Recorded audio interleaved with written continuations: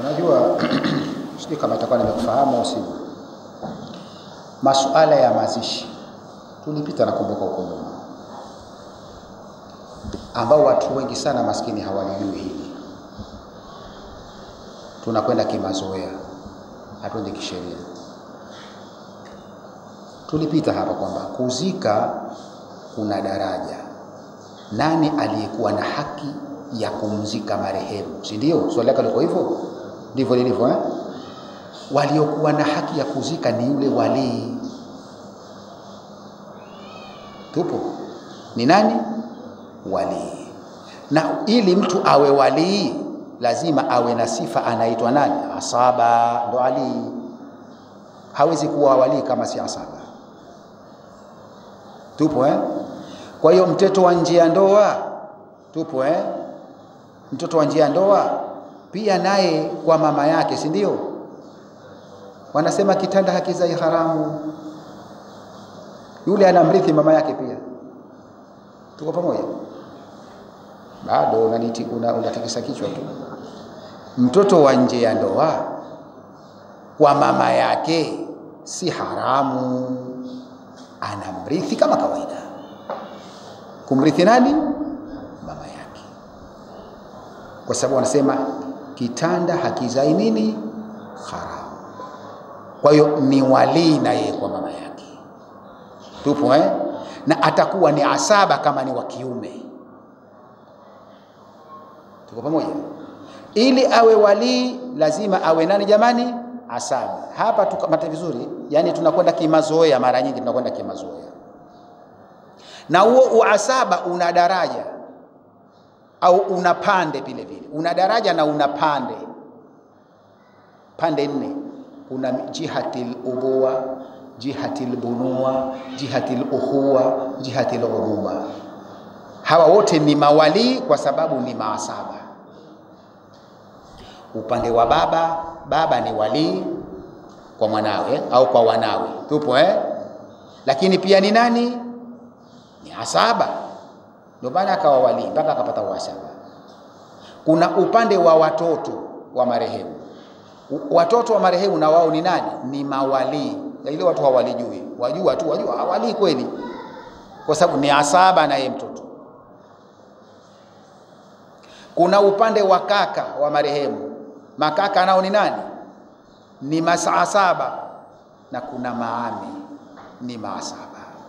Tunaelewana Kwa maana hao wote tunasema ni nani?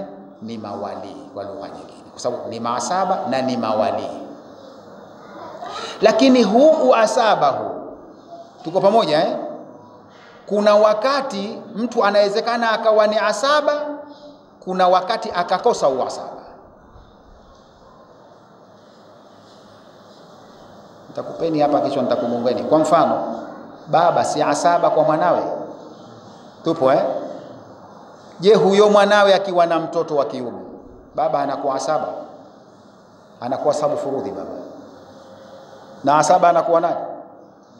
Mtoto wa marehemu Lakini baba atangangana, mimi ndo wali. Wewe si wali kwa hapa. Kwa sababu hapa wewe ni ashabu gani? Furudhi. Lakini yako hiyo madhehebu inachukulia hivyo. Lakini wote wanakubaliana kwamba mtu ili awe wali lazima awe nani? Asaba. Si tofahamiana? Na ndiyo maana akiwepo baba, tupo kwani ndugu wa marehemu wanakuja kumrithi ndugu yao? Hawamrithi Kwa sababu gani? Ni maasaba, lakini yupo asaba aliye karibu zaidi, mwenye nguvu zaidi kuliko nani? Kuliko wao. Ina maana baba mtu ndo anakava. Tupo. Kwani marehemu akiwa na mtoto wake wa kiume, makaka wale wa marehemu si wanakuwa wapo? Si maasaba? Tupo na ni mawali wanakuja kumrithi huyu ndugu yao. Kwani wasimrithi? Nao ni maasaba na ni mawali, kwa sababu ni maasaba, lakini uasaba wao uko wapi? Uko mbali. Yuko asaba aliye karibu zaidi kuliko wao. Kwa maana akiwepo huyu, yule hawezi kuwa asaba wa kuweza kuchukua. Atachukua asaba wa nani? Wa karibu. Hivyo hivyo na mazishi. Tunakwenda tu kwa kutukuzana tu, tunavyosema kupeana heshima, lakini kumbe tuwapeana heshima, kumbe tuwavunja sheria. Yani kuna mtoto wa marehemu wa kiume, halafu hapa kuna kaka wa marehemu, si ndio? Ambaye ataitwa nani huyu mtoto? Atamuita ami yake, si ndio? Ami atajipiga kifua, atataka asima yeye ndio mwenye nguvu wa kusema. Sio kweli. We mtu mzima tu wa kumpa ushauri tu huyu mtoto tupo, lakini mtoto wake wa kiume ndiye mwenye nguvu kuliko wewe. Na ndiyo maana ukitaka kujua wewe huna nguvu, wewe humrithi. Nani ya kuzuia kurithi? Huyu mtoto wa kiume. Kuonyesha kwamba wewe ni asaba, huyu ni asaba namba 1 kuliko wewe. Tupo Kwa hiyo usimazishindo hiyo shekhe. Haitowezekana kwamba eti pale apite ami aseme mie ndio nafanya, ambao ndo kaka wa nani?